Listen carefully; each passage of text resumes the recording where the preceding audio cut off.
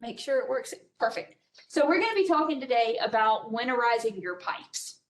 Now, we're in Georgia, so some people it's hit or miss with if you need to do some of this, if you need to winterize your pipes or not. A lot of people think you don't need to, but I think that last winter proved that everybody needs to winterize their pipes. It was about a year ago that we had lots of burst pipes, lots of frozen pipes. People were out of town for the holidays, and a lot of people came home and had huge water bills for January because they had a pipe burst while they were gone. And I actually had a story of a guy, he had the pipe burst, he was out of town for 2 weeks, had the pipe burst that was going into his home, and it was an outside pipe. So fortunately there was no damage to the house, but it was basically just gushing water for about a week and a half, and came home and he's got a river in his driveway and got it turned off at that point, but he had, a couple of weeks of water just on his next bill. So we're gonna go through some things that you can do so that doesn't happen to you, whether you're at home or whether you're not at home. So what are we going to be talking about today? We're going to be talking about how frozen pipes affect you, what they do. Also be talking about winterizing your home, some things that you can do to make sure that those frozen pipes don't happen to you, areas of concern, the places that you need to pay special close attention to. Outdoor faucets, that's one of our big problems that freeze, is that outdoor faucet. What can you do with that? Irrigation systems, if you have an irrigation system, what you need to do before winter hits and before it gets freezing. What you can do, the things that you can do yourself as a homeowner, the things that you can do that you don't need to do yourself, that you need to get a professional in there to do. So we'll be talking about both of those. Good morning, you have no water. So what do you do then? What's the next step with that? Vacation time. What do you need to do if you are leaving home for any period of time over the winter? What do you need to do before you leave? And then we'll have some time for questions at the end. So how do frozen pipes affect you? Elementary science, when water freezes, it expands. I know personally, I have maybe or maybe not had a couple of Coke cans and liquid antifreeze. The Coke cans in the car over the wintertime, forgotten about them, or a Coke bottle, yeah, they explode because you stick your water bottle or drink in the freezer to get it cold really fast, you forget about it, it explodes. Because when liquid, including water, freezes, it expands, and your pipes are no different. So those pipes, if water is left in those plumbing and in the fixtures and it freezes, it's going to expand, and it can happen just like that top picture where it just cracks that pipe. Especially if you live in an older home, those pipes, and it's the original plumbing to the home, they can definitely be a little bit not as sturdy as they were when they were first put in 20 or 25 years ago. So you're more prone to those cracks in that pipe.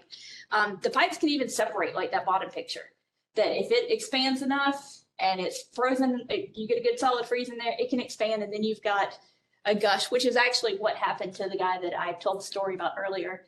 It actually broke the pipe completely, and so it was just rushing out the whole time. So like I said, it causes damage when it expands if you haven't taken the proper measures to make sure that doesn't happen. So the three most common problems that cause a burst pipe in your home is taking a long vacation before you properly winterize your home. A lot of times people think, you leave vacation right now, you look at the weather forecast and it's going to be, the low's only in the 50s for the next week. No problem.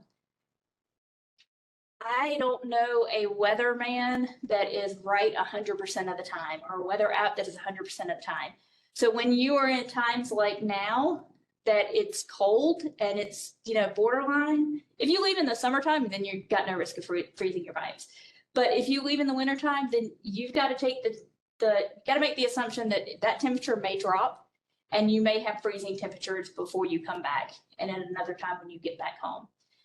Another one is forgetting to winterize your outdoor lines. People tend to stop their irrigation system. They don't water things. They're not swimming in their swimming pool at this time of the year, and so you forget about it, and you forget that those exist. They've still got water in them though, and if you've got an autofill on your pool, if you've got a pool and you've got an autofill on it, there's still water running through that as well. There's still water in that pipe.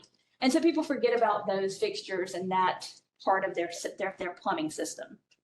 And ignoring pipes in hidden and out of reach places, like that scary, nasty crawl space underneath your house that you avoid at all cost. Or a lot of times around here, we've got front porches that are raised, or they go in on the second, like you walk up the steps to the second floor. You might have an outdoor spigot over there. In that area, you might have pipes running underneath that porch. Pipes that run into your basement. You might have pipes up in your attic.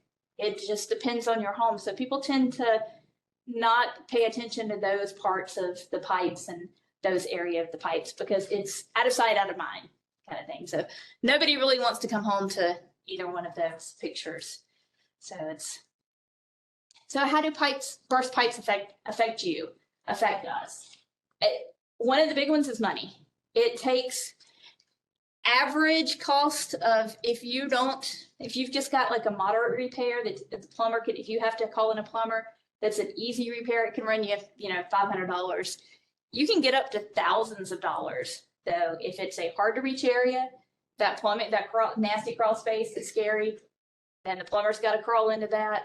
If it's in the wall, it can cause all kinds of problems. You can end up with thousands of dollars. It could have been prevented with a little bit of preparation and proper preparations with that.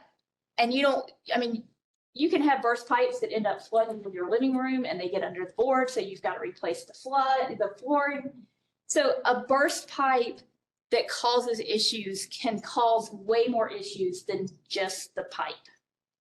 You might have places in your wall that get mold because it stayed wet for too long. And then you've got to do the whole mold remediation. And we all know mold in homes is not a good thing. And so we want to make sure that all of that water that ran in your home because of a burst pipe, that it's not just the pipe you're having to fix, that you've got other issues a lot of times that are coming up. A lot of times it's flooring, the wall board, look it out for mold, those kind of things.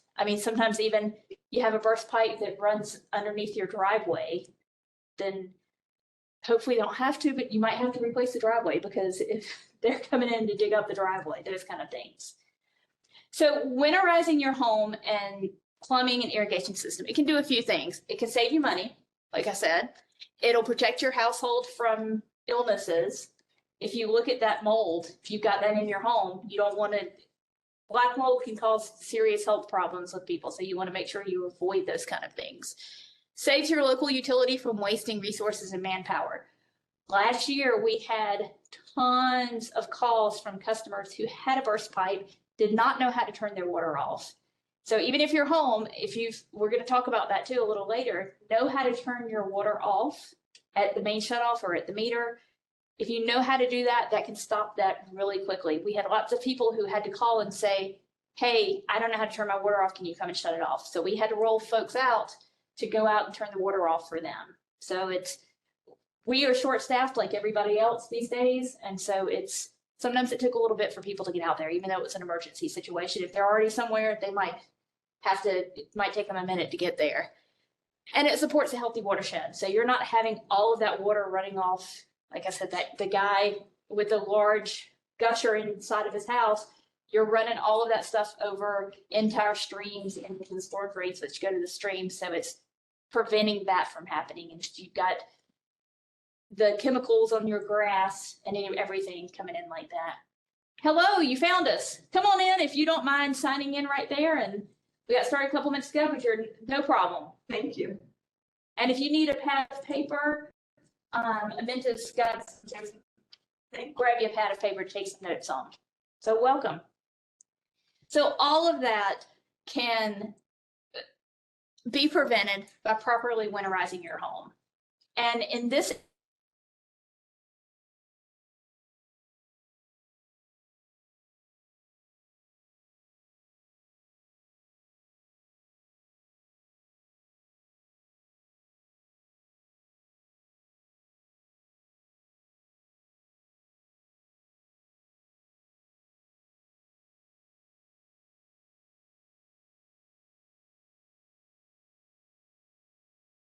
to do. So it's weatherproofing any cracks and crevices in your home. You think, well, That's how does that affect my plumbing and how does that affect winterizing my home?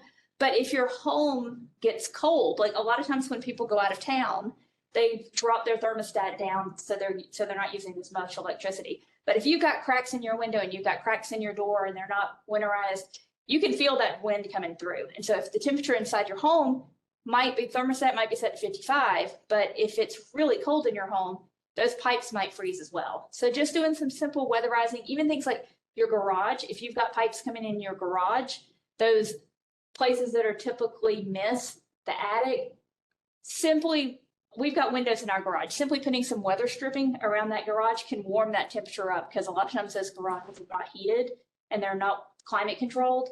So even doing something like that can definitely warm it up and keep that cold air from coming in. And those are definitely things that you can do yourself or have somebody do for you. That's really simple fix. Just some caulking or that weatherizing stuff that you just peel off and shove it in. Even something simple like if you have a drafty door, putting a towel underneath it or putting a pillow over it or something. And not only is that going to save you for the plumbing side, it's also going to save on your heating bill because it's not going to be, so if you got electric or gas heating, it's going to save some money for that as well.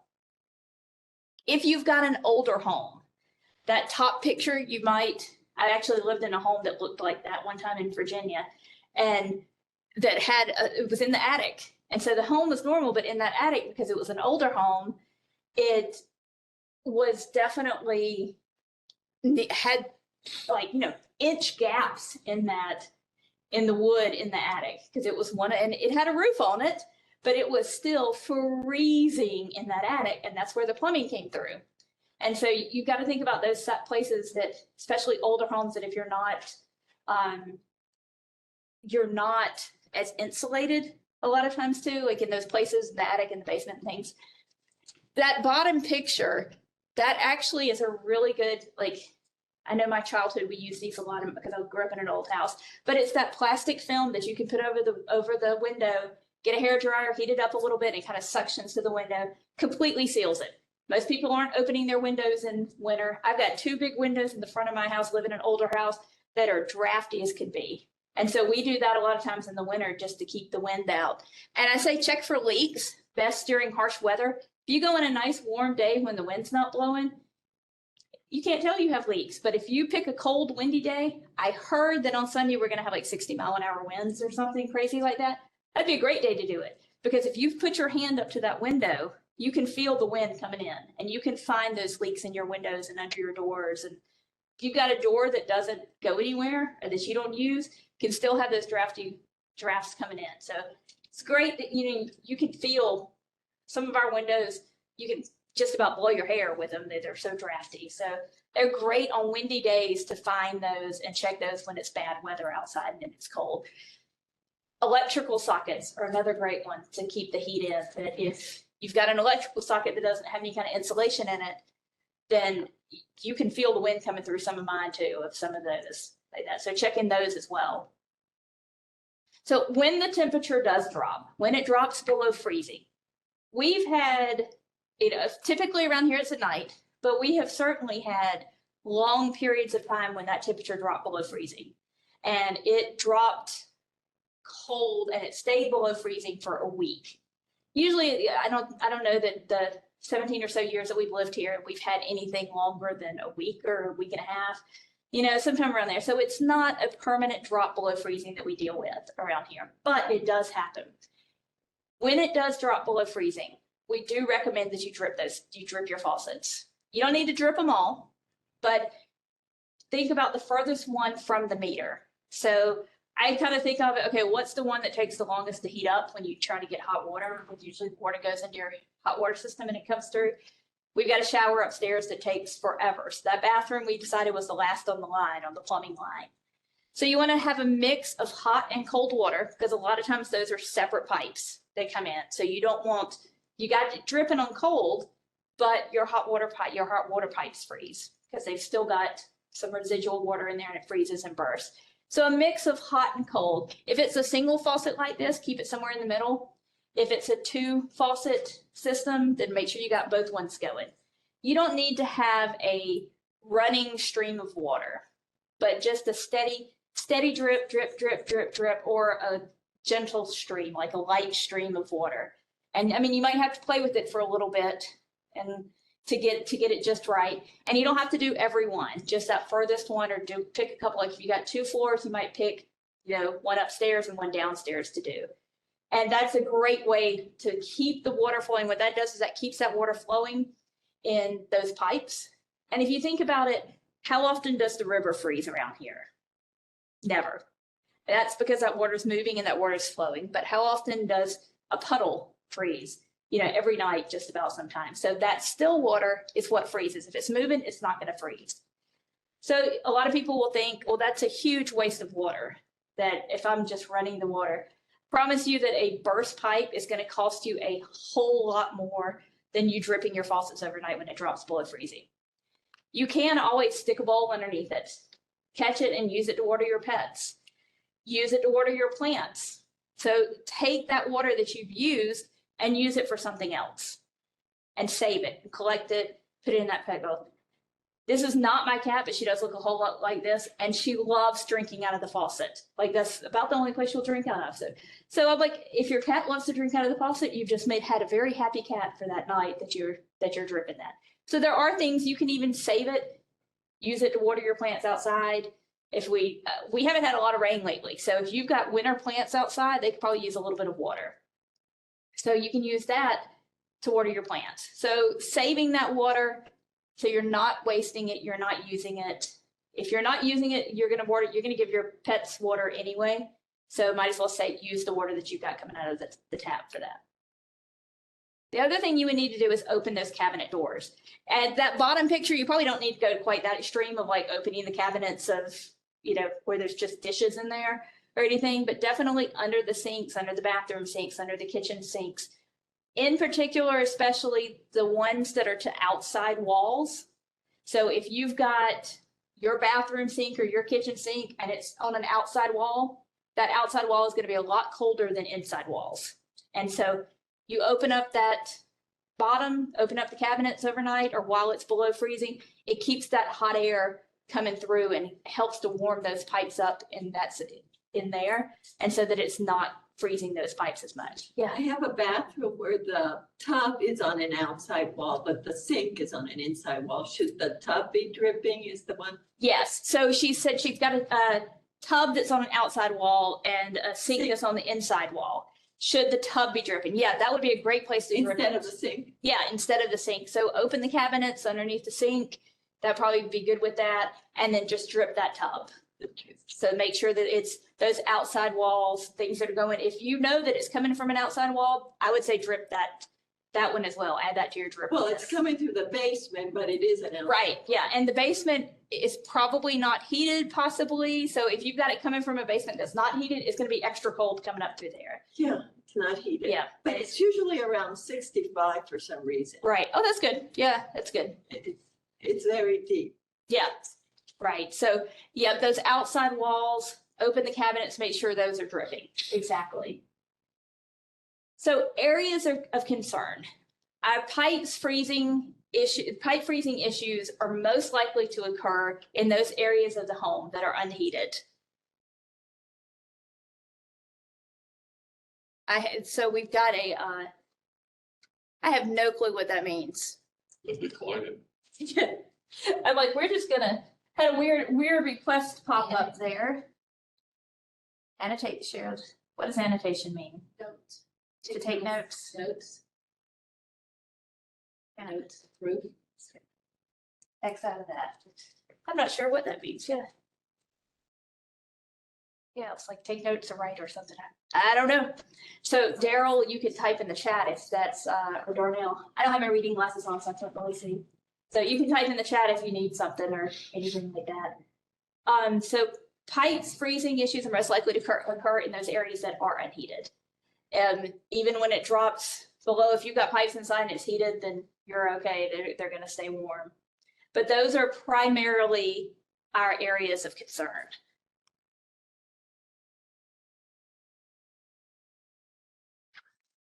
See, this is one of those things of when the technology doesn't work and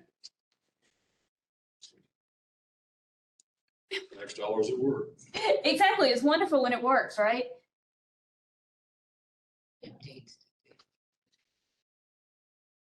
There we go.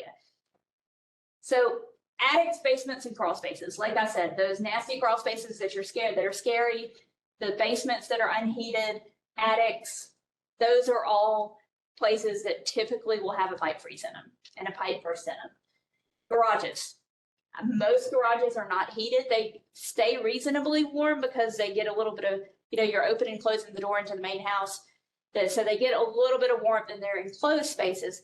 But if they're not heated, then they can definitely get really, really cold in there. And a lot of people have their hot water heater in one of those places, in the basement, in the garage.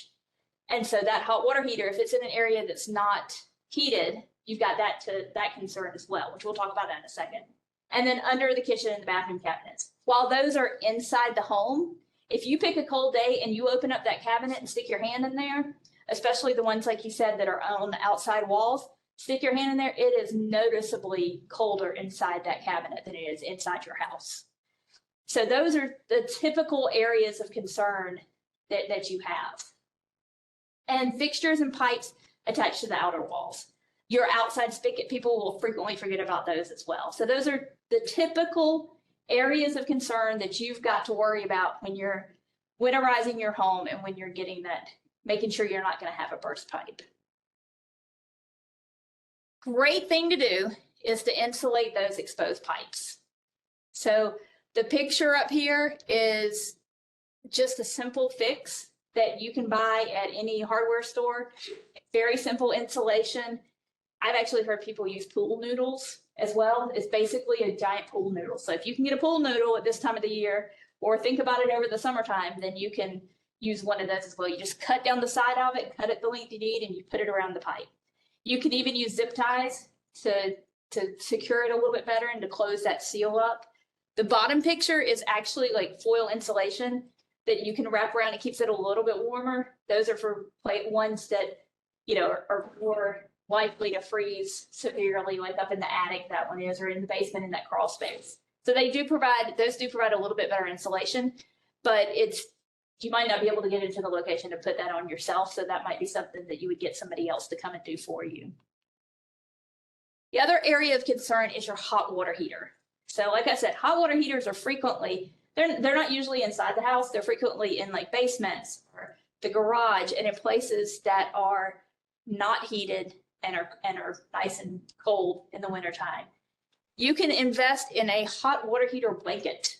And so it basically wraps around, and you can use zip ties like is on this picture, and to secure it.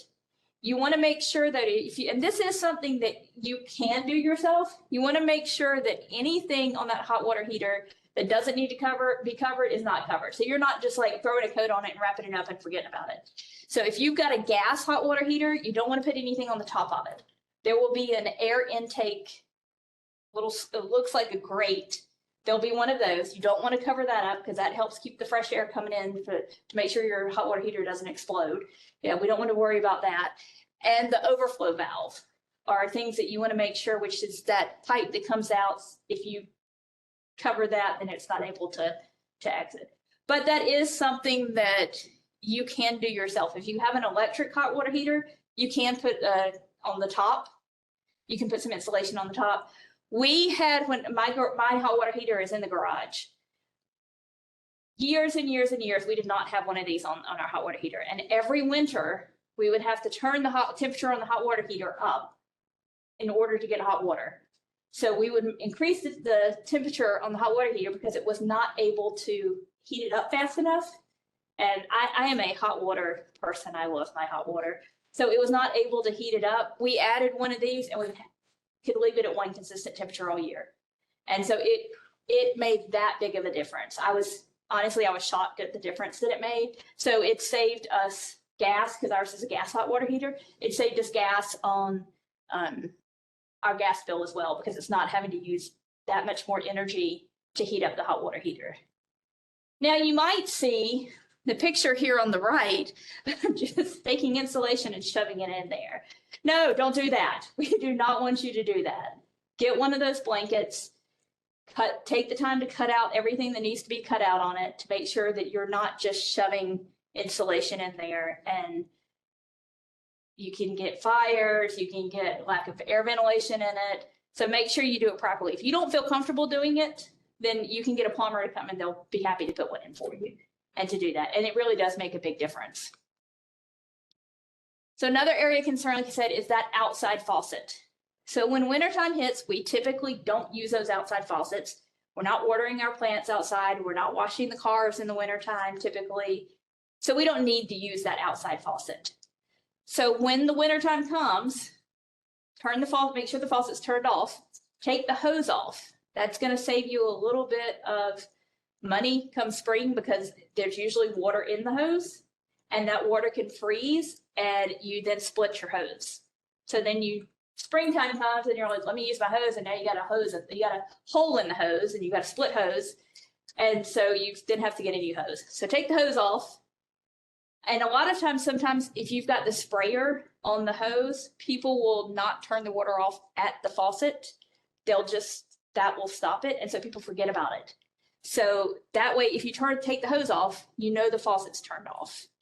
And so roll your hose up, put it away for the wintertime, and then securely cover your faucet. So that's a couple of different options. You can have a bag that you stick, that's an insulated bag that you can stick on the outside faucet, and then it velcros around it to seal it up really well. You can also, they have hard plastic, like styrofoam ones that you can hook on and cover it all up. You can even like wrap it up in a towel and some duct tape, or wrap it up in a towel, put a plastic bag over it, and then tie it on and duct tape it around it. So it doesn't have to be something expensive and fancy that you do. You can do that on your own as well. And for those of you here in person, sorry, virtual participants, you can take one or two of these home with you. So if you are one of our virtual participants, they're going to be our lobby giveaway in January. So stop by the lobby in January and come pick one up for it. So yes. So what I do, I first turn the faucets. I have 3 bathrooms. I turn the water on and off for the outside spigot. Yes. So I first turn it off under the bathroom sink. Then I open it, the spigot outside, and let it drip a little bit after it's been turned off. Then I put the cover. Yes, you are actually one step ahead of us. Okay. So that's okay. Yeah, so some people do have those, like you said, they've got a way to turn the water to their outside off. There's like some kind of shut-off valve, either inside the house, or a lot of times those raised porches, it's underneath the porch somewhere, and there's a spigot. I don't have one of those. It just goes straight to the outside. So we don't have a shutoff valve in our house anywhere. So some places have like one master shutoff valve. We don't want you shutting the water off to your entire house if you're still at home. So the covers work really well for that, and to keep it empty with that. If you can shut it off, and you can shut off at like the master, turn that off, exactly what you said, turn the water off completely, go outside and turn your spigot on. And that way it will drain the water in the pipe, so you don't have water sitting in your pipes ready to freeze. Sometimes those are not perfectly level, or they're not perfectly sloped, especially if it's older. A lot of them will have pins or a plug at the spigot. So you can then go back to that spigot, pull that plug. So if your pipe's, like this, draining one way, hopefully it doesn't look exactly like this, but this way goes to the outside spigot. It'll drain all the water in this side. If you pull that plug, that pin of that plug, it'll go to the part that's in the pipe will also drain. And you can catch that water, and like I said, you can use that for your flowers outside for a little bit of water, extra water. And then make sure you put the plug back in, so that when you turn it back on in the spring, that you don't have a problem there. So you want to make sure you drain the outside, and if you have one of that, some of them don't have that, but if you have one of those plugs in, make sure you pull that plug to drain the pipe completely.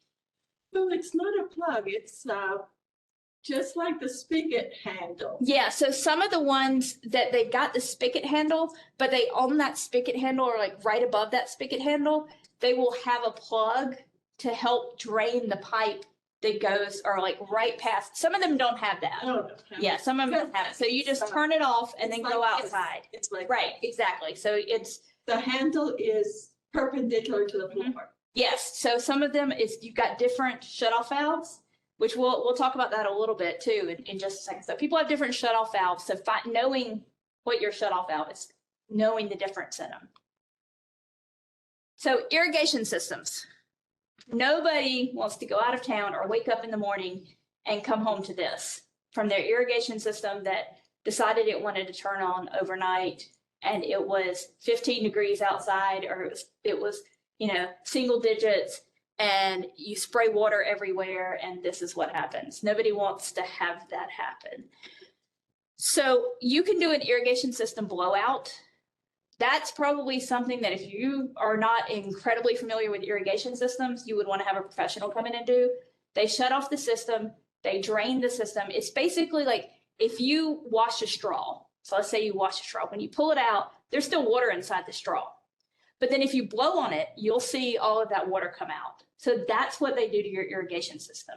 Is they come in and they open up different zones to make sure they get it all, and they force air through it to blow out all of that water, because it doesn't take a lot of water to in a fixture in like a irrigation system head to freeze and pop and break that one head, even if you don't have a pipe burst. So that's probably something that is really good to have somebody come in the this time of the year, November, December, and they're usually irrigation companies usually aren't quite as busy this time of the year, so it's a little bit easier to get them out there. But if you do that, you want to make sure when spring comes that you check that irrigation system to make sure there's no leaks, no problems, especially if you don't have that system blowout for the winter. So if you have water in that system and it freezes and breaks, you're not going to know about it, because if you've turned the water off but you didn't blow it out, you're not going to know that that water froze. So then the first time when you turn it back on in the spring, you're going to have this situation. You're going to have just water gushing everywhere.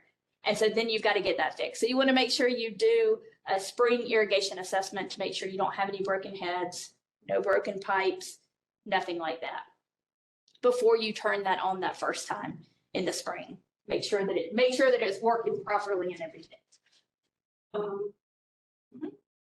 Well, my irrigation system has 3 shut-off valves. Should I shut them off, or should I just shut it off at the little machine? That's a great question. So she said that her irrigation system has 3 separate shut-off valves. Should those individual be shut off, or should the machine shut off? You should all of them off, because sometimes the machine, it does not shut off completely. And if you've got, I believe it or not, we've had horror stories of people who it did not shut off completely and they still had water running through it. So that way, at least you've got a more narrow point that it's not coming to those zones. So I would recommend shutting it all, the three ones as well as the main one. If you can get to it and you can get it shut off, it's not too much trouble. No, it's not too much trouble. Yeah. So good morning, you have no water. You wake up, you have no water. So how do you identify if you might have a frozen pipe? Well, the first thing is you got to have temperature below freezing. If it's the summertime and you wake up and you have no water, it's not a frozen pipe. Your pipes aren't freezing in the summertime. If it's above freezing, if it was 50 degrees last night, your pipes aren't going to freeze. So that's your first thing you got to think. Did it drop below freezing last night? And it could, and you wake up and you turn on that faucet and nothing comes out, or you've got to really find, if you got it turned all the way up and you're just getting a drip or you're getting a little trickle in there, and it dropped below freezing last night, you probably have a frozen pipe. You can also sometimes, if you can see your pipes, like if you've got pipes in the basement that you can get to and you can walk down and check those out, a lot of times they'll have frost on them. So this is not a white pipe. It is a pipe covered in frost. If you see that and you've got those other 2 things going on, chances are you got a frozen pipe, and that's where it froze. So you can kind of look and see what you've got going on around. So again, if you got one of those, chances are it's frozen pipe. So what do you need to do? First thing that you need to do is immediately go out, even if you don't have any water frozen, you don't have anything coming through, is go out and turn the water off at either your master shutoff valve or at the meter. Like I said, my home, we don't have a shutoff valve in our house anywhere. We've had multiple people, plumbers, home inspectors. They're like, there's not one. We've cut into walls, can't find one. So we shut ours off. If we have to shut the whole house water off, it goes off at the meter. We have to go out to the meter to shut it off. But even if you think you've got a frozen pipe and you've met those 3 conditions, probably shutting it off at the meter is a good thing, because usually the shutoff valve is in the house. And if it's underground between the meter and the house, that's still your responsibility to fix and your responsibility for the water. So if you shut it off at the meter, then you're not having that water continuously run through. So even if the pipe thaws and you get the pipe thawed, you don't want to keep the water coming through, because if you've got a broken pipe in there, then it's going to split and you don't want the water flowing through and continuously gushing out of that hole in your pipe. You can go back inside and turn some faucets on, even though there's nothing coming out of it. So that way, if it, like, especially if it's going to warm up. I mean, that happens a lot around here. It's really cold at night and then it warms up the next day. So your pipe might thaw, but you don't want that water still stuck in that system to be there. So if you can get it'll come out the faucet once it thaws out. And that way kind of gives you an idea of when it's thawed out. Yeah. Yeah, around the main water thing there. Mhm. Is it good to protect that pipe too? Because I know it's frozen. Is it good to protect the pipe around there? Main water. Usually, because they're underground, they tend not to freeze as much, because we don't get cold enough temperatures to freeze the ground. So being underground, it actually protects it a little bit more. So, there shouldn't be a whole lot of pipe in the box. Like I put some cardboard on top of it. Yeah, I mean, that works fine too. If you want to, that works fine too. There's usually not a whole lot of pipe in your meter box going through. And so it usually stays okay in there. But that's a great question. Probably we'll have to call a plumber at this point. If you determine that, yes, you have a frozen pipe, probably we'll have to call a plumber depending on where it is. If you can locate it and you're like, oh, you see that picture of the frost and you're like, oh, that's where it is. That may not be the only place it is. It's the only tricky part of it. And so you might have frozen burst pipes in multiple locations. Some of those might be under that icky crawl space that you don't want to go in. And you don't want to have to be under there fixing pipes and cutting into walls to try and find it and having the water when you're like, oh, I fixed the pipe here under the sink because I know that's where it burst. Well, then it also burst in the wall somewhere. So now you got water running in your wall. So it's a good idea to come out, call a plumber out and ask them, hey, what can I do? If you don't know where your meter is and you don't know how to shut it off, or you're unable to get outside and shut it off, or you've got, an elderly neighbor that's not able to get out there and shut the water off, you can call the water system. We will come out and shut it off for you at no cost. If it's below freezing and you think you've got a burst pipe, we don't want the water running. So we'll send somebody out to shut that off for you. And it will be a special code in the system that's burst pipe, especially like if you've got a burst pipe, if it thaws and you've got water gushing somewhere and you don't know how to shut your water off and you don't know how to do it, call the water system and we'll get out there and shut it off for you. Again, it's going to take the time depending on where you are in the county. It might take a little time to get out there. So I do encourage you to know how to shut that off, how to shut your water off. So vacation time. You're going away on vacation and you come home to this because you didn't prepare your house. I love these pictures because they are absolutely terrifying. But that bottom picture is exactly what I said. It's the garage, and that garage is typically not heated. And so those pipes burst in there. And a lot of times those pipes burst, it warms up, it thaws, and you have not shut the water off and you're not there to shut the water off. And now it's gushing out of that hole in the wall or that hole in the pipe. And sometimes it drops below freezing here at night. It warms up during the day, so the pipe thaws, and then it freezes. Everything inside your house freezes that night, or in that garage that's not heated. So now you've got bigger problems than just fixing the pipe. So should they have shut up the main valve? Yep, we'll talk about that. So when you leave, there's a few things that you can do.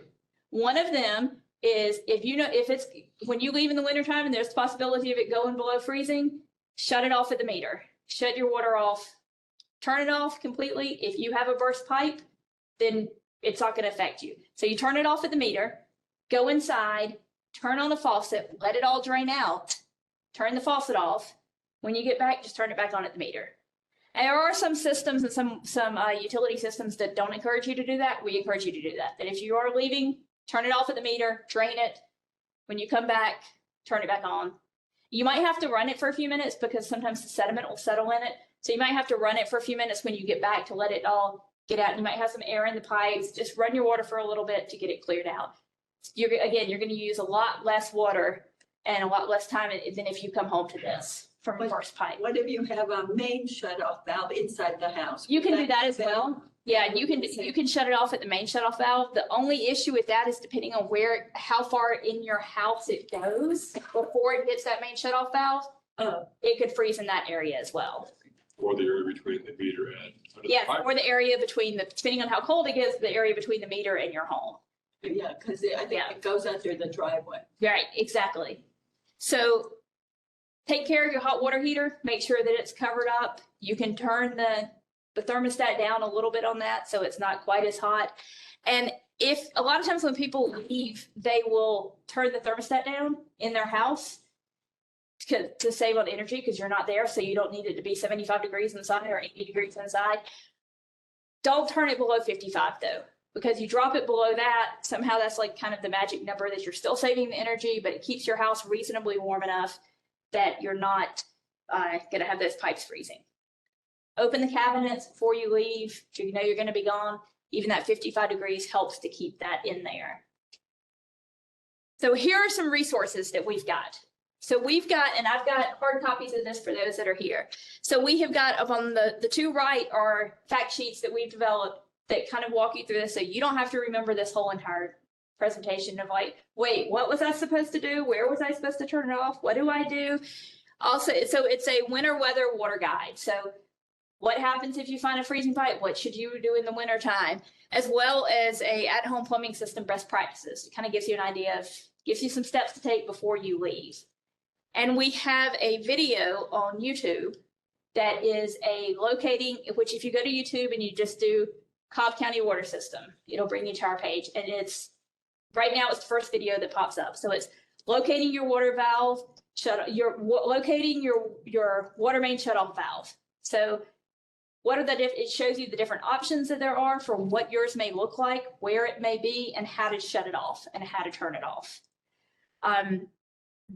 This presentation will also be on YouTube. So if you want to look back over it, there's tons of other resources on the YouTube page as well. And the last one is the picture of the thing in the box.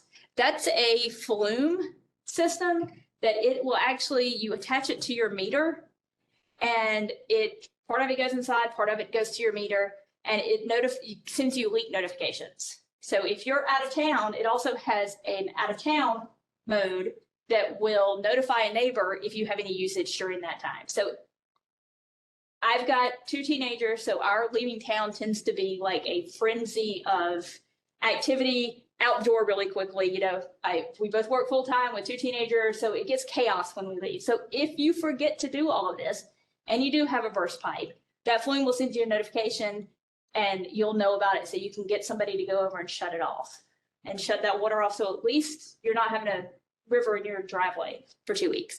We do offer a $100 rebate as a bill credit if you purchase and install one of those flumes. They're great devices. So if we have, I think we are right at 12:45. So if we've got, I think there was a couple of questions in the chat box here. I saw a couple pop up, if I can find the chat, there it is.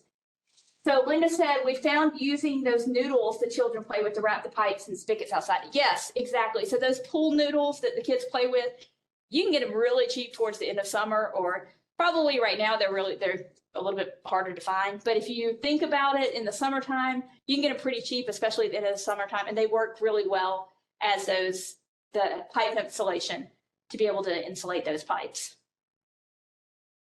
Yep, and you can also cover those, use those to cover like the spigots outside as well to give a little bit more insulation. And the door drafts. Yes, and door drafts. Yeah, I even use them as like bumpers on the bunk beds. So those things are great resources. They're great tools for lots of different things. But does anybody else have any questions? Y'all have any other questions? Comment. Yes. Under the sink, on outside wall, you'll take the sunscreen you're not using for your car and line the interior of the cabinet.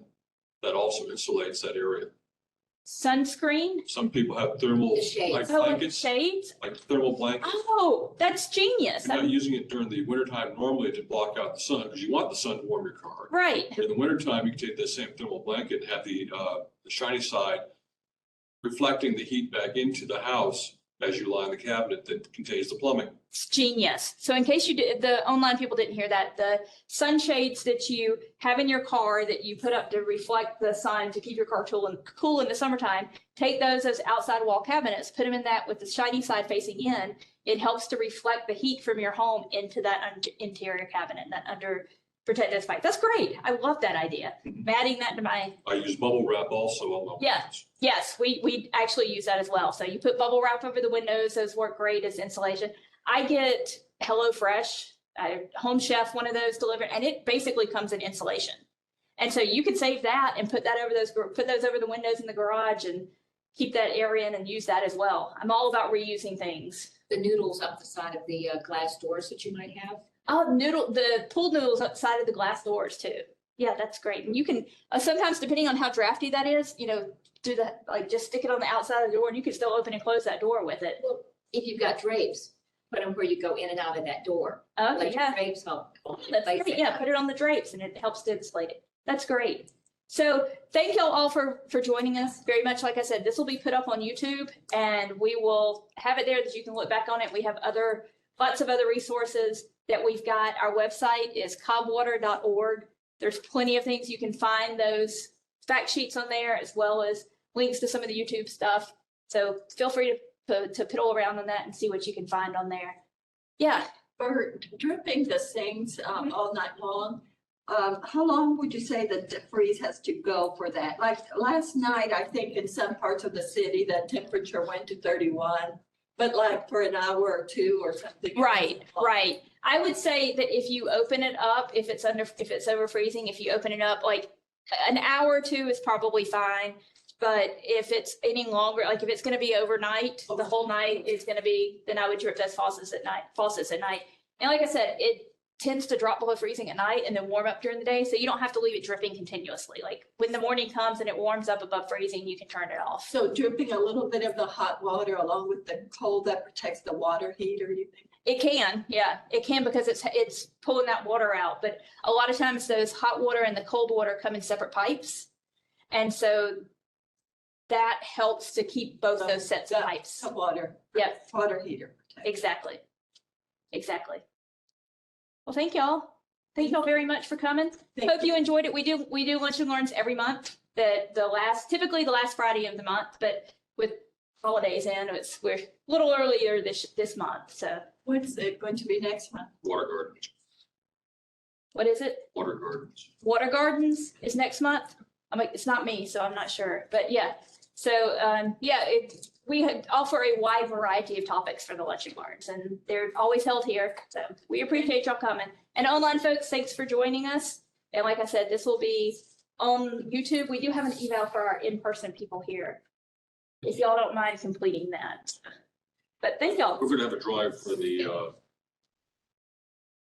pews, right? For the balloon, yeah. We're gonna have a drawing for it, right? Right, exactly, Okay. exactly. Not exactly. We, It's not that you're gonna draw one of the feedbacks and give away. Yes, and somebody will get a flu. Yeah. We did. It's funny because somebody did ask that. They're like, have you ever thought about giving one away for, and I'm like, it's not that bad of an idea. Might not be that bad of an idea. So let's start today. Unfortunately, I don't have one. I'll be willing to wait. You'll give one Are they away. still up or down? They are up. Yep. So I will disconnect them. I do have a question that might be interesting for people with crawl spaces and basements. Sometimes there's venting that comes into that area, especially for summertime, to dissipate the heat. Yes. That is completely true of that. Sometimes those crawl spaces and in the attic, you've got the venting that comes in. That lets in more cold air.